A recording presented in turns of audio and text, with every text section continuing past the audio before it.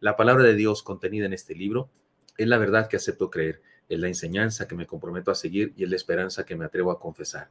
Nada me impide recibirla, nadie me evitará que la haga parte de mi vida y por ningún motivo dejaré de proclamarla. Estoy aquí para leerla, oírla y vivirla diariamente. Amén. Señor Santo, habla nuestras vidas, por favor. Bendícenos, Señor, según necesitamos hoy. Habla al corazón de todos nosotros. Te lo pido en Cristo Jesús. Amén. Amén. Recuerdan, hermanos, estamos en la serie que se llama Ponle sabor a la vida. Ponle sabor a la vida.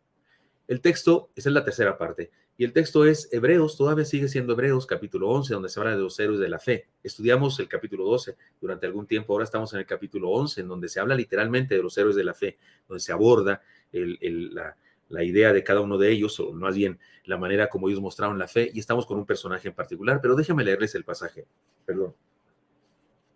Déjenme leerles el pasaje que da base a nuestra reflexión. Es este que dice así, es Hebreos 11, 23 al 27.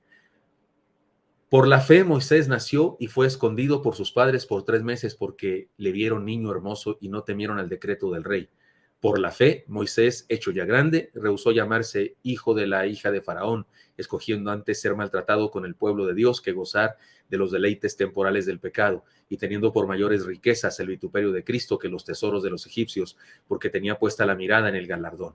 Por la fe dejó a Egipto, no temiendo la ira del rey, porque se sostuvo como viendo al invisible. Amén. Hasta aquí esta primera parte del pasaje, en donde aparecen 3, por la fe, Moisés, por la fe sucedió esto, aquello.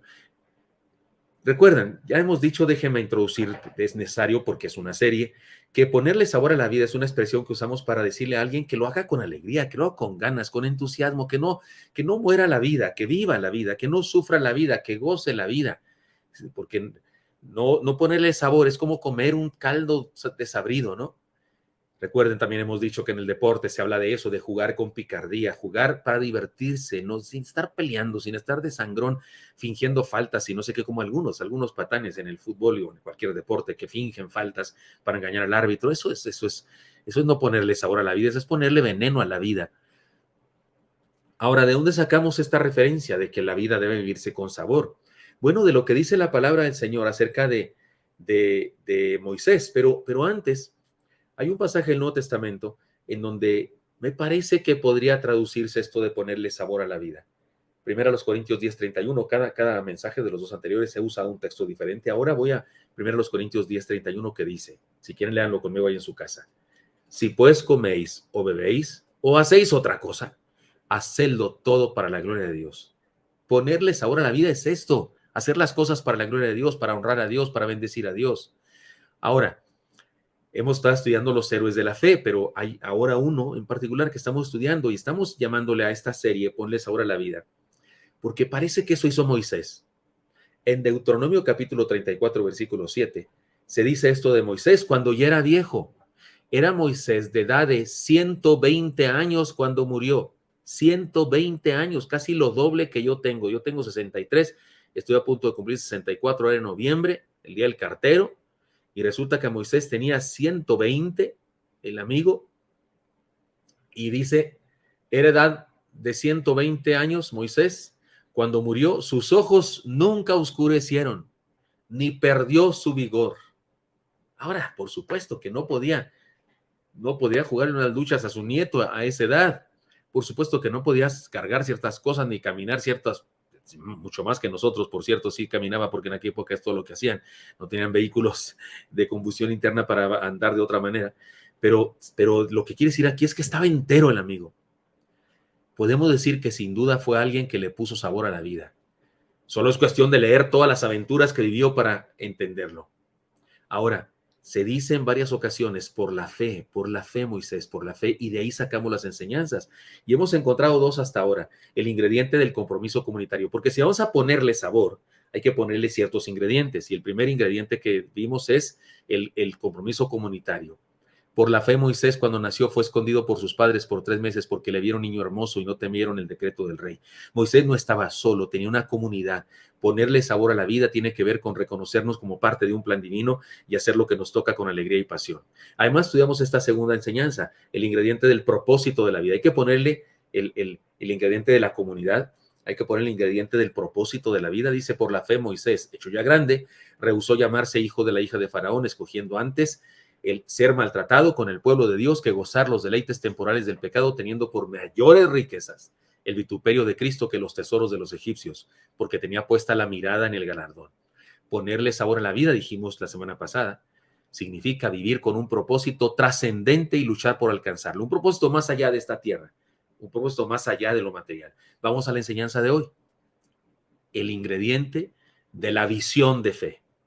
El ingrediente de la visión de fe. El versículo 27 dice una vez más por la fe Moisés. Dice, por la fe dejó a Egipto, no temiendo la ira del rey, porque se sostuvo como viendo al invisible. Y ya antes nos dijo que fue Jesucristo, los vituperios de Cristo y esas cosas. Y usted y yo dijimos, ¿por qué dice el autor de este pasaje esto? Si Moisés en el Antiguo Testamento no había llegado Cristo, no había muerto el Señor Jesucristo, y nadie del Antiguo Testamento sabía que iba a pasar tal cosa. Pero digámoslo así, que Dios sí lo sabía, por supuesto, y Moisés tenía fe en algo que estaba más allá, aunque no supiera con exactitud qué era. Pero preguntémonos una vez más, ¿a quién veía Moisés? Porque dice el texto, se sostuvo como viendo al invisible. Y usted me dice, ¿a Dios? Sí, por supuesto, a Dios. Pero él no conocía la doctrina de la Trinidad, por ejemplo, porque eso se desarrolla en el Nuevo Testamento. No podía leer el Nuevo Testamento, no existía. Ni siquiera a Isaías, que describe muy gráficamente a Moisés, porque cuando Moisés vive, no está escrito más que lo que él había escrito ya. Porque si él escribió, no, es muy probable que no sea así, pero seguramente sí fue partícipe o fue coordinador de tal cosa, la creación del Pentateuco, o sea, los primeros 5 libros de la ley, Génesis, Éxodo, Levítico, Números, Deuteronomio. En 2 de ellos se cuenta de su muerte, y él no pudo haber escrito esto, ¿no es cierto? Porque estaba muerto, pero no había más que esos libros. No estaba el Nuevo Testamento, no estaba Isaías, donde se habla de Jesús de una manera muy, muy clara, aunque es el Antiguo Testamento. ¿A qué conocía? ¿A qué se quedó viendo al invisible? ¿Cómo es que eso se sostuvo viendo al invisible que ni siquiera conocía, como nosotros, por revelación de la Biblia? Porque usted y yo sí sabemos.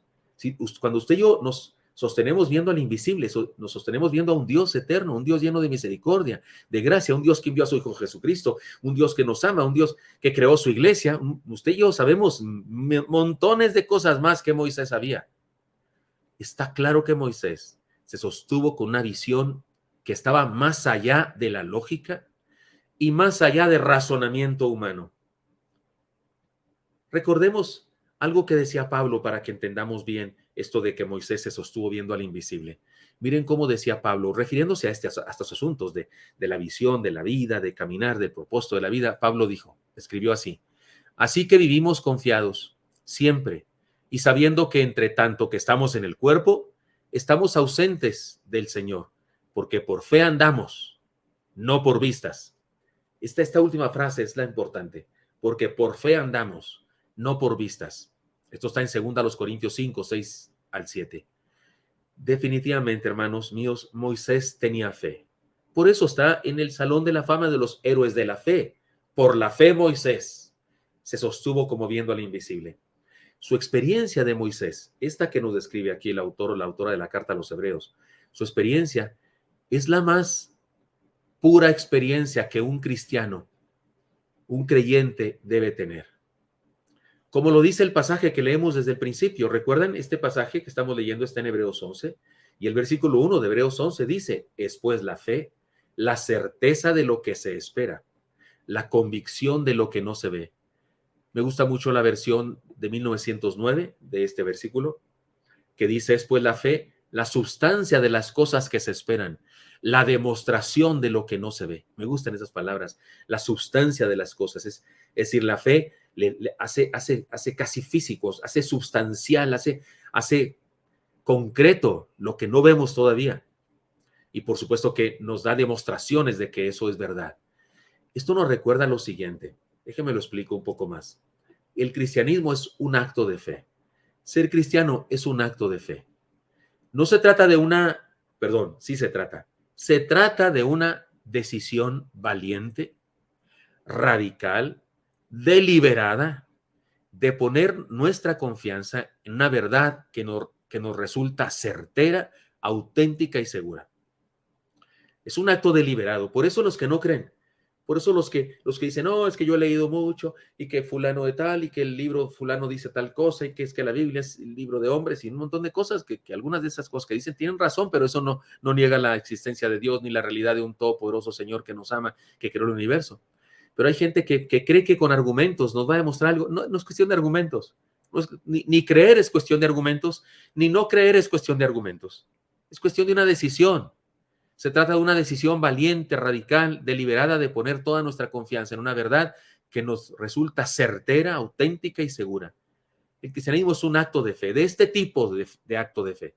Decisión valiente, radical, deliberada, de poner toda nuestra confianza en una verdad que nos resulta certera, auténtica y segura. Porque quien tiene fe entiende que esto es certero, auténtico, seguro. Ahora, escúcheme bien porque esto es delicado. No es una experiencia racionalista, pero sí es una experiencia racional.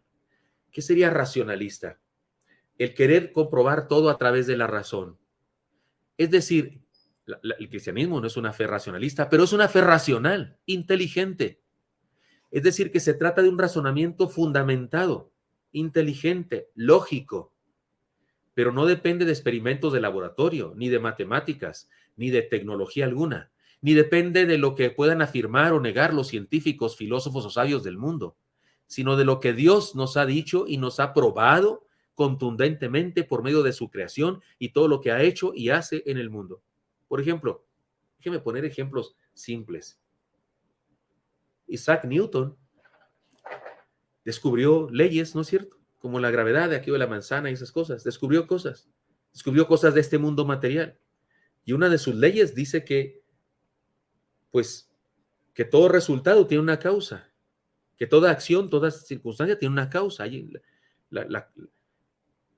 un golpe tiene una causa, de algún lado viene eso. Este calor que hay aquí tiene una causa, hay un sol que nos ilumina y que lanza rayos. Y el calentamiento global tiene una causa. Yo le he platicado a ustedes que un día con un maestro de filosofía de mi escuela, hablando de eso, le dije yo, traía un relojote yo grandote, le dije al maestro, si yo le digo que este reloj nadie lo hizo, nunca, nadie, siempre ha estado aquí. El universo, él está antes que el universo, ya estaba mi reloj. Y usted me creía, dijo, por supuesto que no es una estupidez, dijo mi maestro, dijo, es elemental la ley de causa y efecto, si hay un reloj, hay un relojero. Los cristianos no somos irracionales. Irracionales son los que no creen en Dios. Porque si hay un universo, hay un creador del universo. Si alguien no puede creer que un reloj siempre haya existido, si alguien no puede creer que un reloj tiene que alguien existir que lo creó, ¿cómo se le ocurre pensar que este universo no lo creó nadie? Los que piensan en la gran explosión, el Big Bang, los que piensan en esa teoría la diseñó un cristiano, un sacerdote católico, un científico católico que creía en Dios con todo su corazón y dijo eso de la gran explosión para demostrar que el universo tuvo un origen, tuvo un comienzo y que justamente por eso sabemos que hay un creador que hizo todas las cosas. Es que el cristianismo no es una fe irracional, no es una fe racional. Lo que sí es que no tenemos que andar demostrando esas cosas, porque el racionalismo se pregunta, y en el Génesis, si los 7 días son días de 24 horas, y si son de 24 horas, ¿cómo es posible? ¿Y qué los dinosaurios? Y un montón de cosas. Usted y yo vemos el universo y hay un efecto grandioso del universo, ¿sí? Y hay una causa absoluta y se llama Dios. Ahora, el día de hoy, el día de la gente, perdón, me parece ridículo esa acción, ese asunto, pero en lugar de, por no clamar a Dios, por no hablar de Dios, hablan del universo. Universo, ayúdame. Es que el universo me ayudó. ¿Qué les pasa? O sea, eso está en Romanos, esa idea de los que claman al universo. Y cuidado, hermano cristiano, que usted caiga en ese error y quiera ponerse a la moda de los inconversos, porque es una moda absurda, porque de repente he escuchado a personas cristianas hablar también de eso, que el universo. Mire lo que dice la palabra en Romanos 1. Pues la ira de Dios se manifiesta desde el cielo contra toda impiedad e injusticia de los hombres, que con injusticia detienen la verdad. Porque lo que es de Dios, lo que de Dios se conoce, es evidente entre ellos, pues Dios hizo que fuese evidente. Porque lo invisible de Él, su eterno poder y deidad, se dejan de ver, se hacen ver claramente desde la creación del mundo, siendo entendido por las cosas creadas, de modo que no tienen excusas. Dios se da a conocer a través de su creación y luego dice, porque habiendo conocido a Dios, no le glorificaron como a Dios, ni le dieron gracias, más bien se hicieron vanos en sus razonamientos y en su insensato corazón fue entenebrecido. Por no ser sabios se hicieron fatuos y cambiaron la gloria de Dios incorruptible por imagen de la semejanza de hombres corruptible, de aves, de cuadrúpedos y de reptiles. Y sigue hablando, por tanto Dios dice, por tanto Dios los entregó a las impurezas. O sea, este es precisamente el pecado del hombre, que en lugar de alabar al Creador, alaba la creación. Es tan absurdo. En lugar de adorar al Creador, adora la creación, el universo.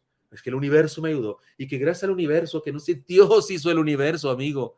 Señorita, señor, hermano, por favor, no vuelvas a usar esa frase que usan algunos. Es ofensivo a Dios. Es ofensivo a Dios. Como adorar la pintura en vez de reconocer el arte del pintor. Como orarle a una pintura en vez de ir a pedirle al pintor que te haga otra. O sea, ¿cómo le pides a la pintura que te haga una pintura? Si es la pintura, ve con el pintor y dile que te haga una pintura porque él es el creador. El cristianismo no es una fe irracional, es una fe racional, pero no racionalista en el sentido de que no quiere racionalizarlo todo y que quiere saber cada minucia si tenía ombligo o no tenía ombligo Adán, de dónde sacó esposa Caín y esas cosas que pregunta la gente. Ahora, ¿tiene explicación eso? Por supuesto que muchas de estas cosas que he dicho tienen explicación, pero ustedes y yo las creemos porque Dios las dice en su palabra, porque nos ha demostrado suficientemente con toda la creación que Él está ahí. Ya nos lo probó, no tenemos por qué andar cuestionando cada cosita, porque hay gente que le dices un argumento y lo pruebas y lo saca otro argumento, y otro le prueba y quiere otro argumento. O sea, ¿cuál es la idea? La idea es no creer. No es un asunto no es un asunto de conocimiento, no es un asunto de argumentos, es un asunto de voluntad. Hay quienes no quieren creer y punto. No importa cuánto le argumentes, cuánto le demuestres, hay quienes no creerán porque es su decisión. No es que no puedan creer, es que no quieren creer. Así es que, hermanos míos, cuidado, el cristianismo es un acto de fe. Y este acto de fe es una decisión valiente, radical, deliberada de poner toda nuestra confianza en un Dios que ya nos demostró que es certero, auténtico y seguro creer en Él. No es una experiencia racionalista, pero sí es una experiencia racional, lógica, inteligente. Cuando creemos en el Señor y le entregamos nuestra vida, igual que Moisés, nos sostenemos como viendo al invisible. Porque es verdad, hay cosas que no sabemos ni los científicos. Hay cosas que los científicos no saben tampoco. Es más, ellos dicen que mientras más descubren cosas y mientras más descubren cosas, más ignorantes se reconocen, más dudas les vienen a la mente. Eso es un hecho. Eso de los átomos, que antes nos decían que creía que los átomos eran la partícula más minúscula, pero que era sólida, era así. Ahora descubre que no es sólida. Es como una especie de universo dentro del átomo. Y de hecho, hay espacio vacío en un átomo.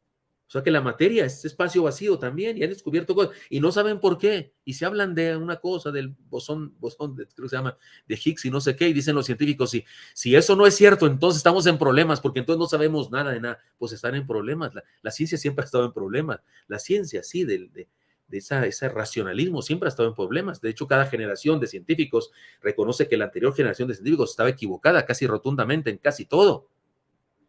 Pero la única verdad es que hay un Dios todopoderoso y eso es lógico, es inteligente creerlo, hay evidencias de tal cosa. Cuando creemos en el Señor y le entregamos nuestra vida, igual que Moisés, nos sostenemos como viendo al invisible. Todos debemos tener una base en la vida, una verdad, una idea fundamental por la cual vivir. Por eso el Señor preguntó a los primeros discípulos de la historia, a Andrés y Juan, les dijo, ¿qué buscan? ¿Qué buscáis? ¿Qué buscan? ¿Qué es la pregunta? ¿En qué te basas? ¿Cuál es tu fundamento? ¿En qué crees? ¿Cuál es tu fe? ¿En qué pones tu fe? Porque la respuesta de esta pregunta es la base de la vida, la razón de la vida, el propósito que tenemos para vivir. Todos debemos escoger y establecer el origen y la fuente de nuestra verdad. ¿Dónde vamos a fundar nuestra verdad? ¿Dónde? ¿En el carbono 14? ¿En un acelerador de partículas que hay en no sé qué laboratorio de no sé qué parte del mundo? ¿En eso ponemos nuestra fe? ¿En un tubo de ensayo ponemos nuestra fe? ¿En un libro de matemáticas? ¿O en un Dios que nos demuestra con hechos, con el universo creado, nos lo demuestra, nos lo dice a gritos que Él está ahí? Porque sabe una cosa, Dios se ha manifestado a la raza humana, tanto como para hacer claro que existe, que está ahí. Pero no lo ha hecho tan claro, como para que no creamos por medio de la fe. Porque puede aparecérsenos Dios, puede aparecérsenos un día. Un día puede hacer un milagro, un día puede, ya lo he explicado antes, puede meterse a todos los satélites que hay, son muchos los satélites de comunicación que hay alrededor de la Tierra, puede meterse a todos, por Dios, él sabe más que nosotros de tecnología, puede meterse a esos y aparecer en todas partes, aparecer en todos los teléfonos, aparecer en todos los relojes, aparecer en todos los teléfonos, mire cuántos tengo prendidos acá, puede un día Dios aparecer en todos ellos y hablar con la raza humana y decir, ¿qué les pasa? ¿Qué les pasa? ¿Quieren que les demuestre que yo soy Dios? Ahí les voy a hacer nevar en todo el mundo. Y lo dice, y ahora voy a hacer llover. Y ahora voy a hacer, yo qué sé, puede convencernos a todos con su poder. Pero no es su deseo hacerlo así. Él nos desafía a creer por fe. Entonces, se ha manifestado a nosotros suficientemente como para que lo veamos, como para que comprobemos, con lógica, con ciencia incluso, con razonamiento, que Él está ahí. Pero no lo ha hecho tan evidente como para permitirnos seguir haciéndolo por fe. Y por eso es tan importante este pasaje de Hebreos 11, en donde se dice, por la fe esto, por la fe aquello. Y aquí dice, por la fe Moisés no tuvo temor de salir de Egipto, el peligro que había, porque había precio sobre su cabeza, porque había matado a un egipcio, y no tuvo miedo y se fue de Egipto, abandonó aquella vida de lujos, se fue de Egipto, porque algo le llamaba a Dios. De hecho, se encontró con Dios tiempo después. Tenía fe, es decir, sí creía, esa fe pura, esa fe de que es así un acto deliberado, voy a creer en este Dios maravilloso. Todos debemos escoger y establecer el origen y la fuente de nuestra verdad. Eso es tener fe. Todos debemos tener un fundamento de vida por el cual incluso estemos dispuestos a morir. Déjenme poner algunos ejemplos. Como Pedro, todos debemos tener a Jesús frente a nosotros para mirarlo mientras caminamos sobre las aguas. ¿Recuerdan a Pedro? Si eres tú, manda que yo baje de este barco y vaya caminando hacia ti, caminando sobre las aguas. Y Jesús dijo, pues sí, soy yo. Así es que sí, te ordeno, bájate del barco y ven a mí. Y caminó, y todos sabemos que se hundió, pero después se levantó otra vez porque le dio a Jesús la mano y regresaron caminando seguramente sobre las aguas hasta la barca aquella. Pero lo tenía enfrente, se mantuvo como viendo al invisible. Cuando dejó de verlo, empezó a hundirse, aunque en este caso el Señor Jesús era visible absolutamente, pero la idea es lo que significa como viendo al invisible, al Dios eterno, al Dios maravilloso que se encarnó en Jesucristo. Como Pablo, todos confiamos en el Señor a pesar de las luchas y escuchamos su voz que nos dice, bástate mi gracia. Como Pedro, nos mantenemos viéndolo. Como Pablo, nos mantenemos oyendo lo que nos dice, bástate mi gracia. Como Juan, todos podemos entender que la victoria es nuestra, a pesar de lo que estamos viviendo, y podemos orar diciendo, ven Señor Jesús. Estas son de las últimas palabras de Juan en el Apocalipsis. El Apocalipsis describe a Jesucristo, quién es Él, y se lo describe a los cristianos perseguidos del primero, segundo, tercer, de todos los siglos. Nos describe cómo es Él para darnos aliento y fortaleza en medio de la tribulación. Y por eso Juan, casi al terminar su libro, el Apocalipsis, dice, ven Señor Jesús. Es su conclusión. Ustedes y yo también nos fortalecemos en Él, a pesar de lo que suframos.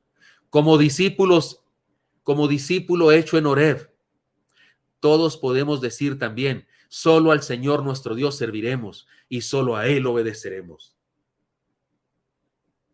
Hermanos míos, ponerle sabor a la vida significa tener una visión clara de a dónde vamos, que nos haga caminar con fe, esperanza, amor y alegría. Eso tenía Moisés, esta visión clara, sostenerse como viendo al invisible. ¿Recuerdan? Una vez más les leo el texto. Mire cómo dice ese texto. Por la fe dejó Egipto, no temiendo la ira del rey, porque se sostuvo como viendo al invisible. Bendito sea Dios. Amén. Usted y yo también podemos sostenernos así, hermanos míos. Y aquí están los ejemplos claros. Los ejemplos, el de Pedro, que se sostuvo mirando a Jesús, porque se levantó finalmente, ¿no? El de caminando con Jesús, el de Pablo, que se sostuvo, sabiendo que en medio de sus debilidades le bastaba la gracia del Señor. Como Juan, que se sostuvo en medio de la tribulación. Él mismo estaba siendo atribulado. Se sostuvo entendiendo que él venía otra vez y por eso dijo, ven Señor Jesús. Y por supuesto, como discípulo hecho en Horeb, nos sostenemos diciendo todos nosotros, al Señor nuestro Dios serviremos y solo a Él obedeceremos. Creo que lo dije mal, pero no importa. Ustedes me entienden. Solo al Señor nuestro Dios serviremos y solo a Él obedeceremos. Hermanos míos, ponle sabor a la vida. Hay un ingrediente, el que somos comunidad. Hay otro ingrediente, voy a referirme ahora, que tenemos una visión, que nos sostenemos como viendo al Dios Todopoderoso, al que es real, al que es creíble, al que es maravilloso. Por eso hay un canto por ahí que cantan algunos jóvenes, que en realidad es una traducción del inglés, que no me gusta la traducción que hicieron, que dice, eres increíble.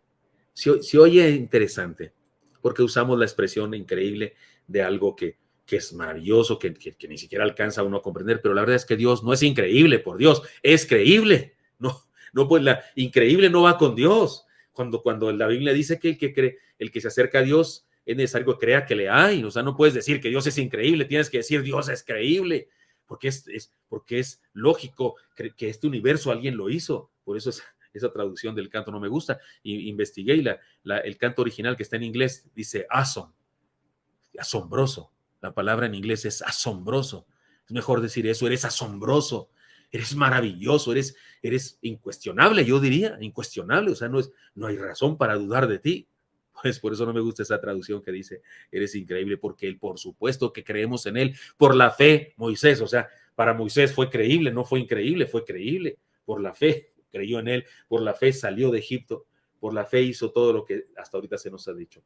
Hermano mío, pongámosle ese ingrediente a la vida, para ponerle sabor a la vida.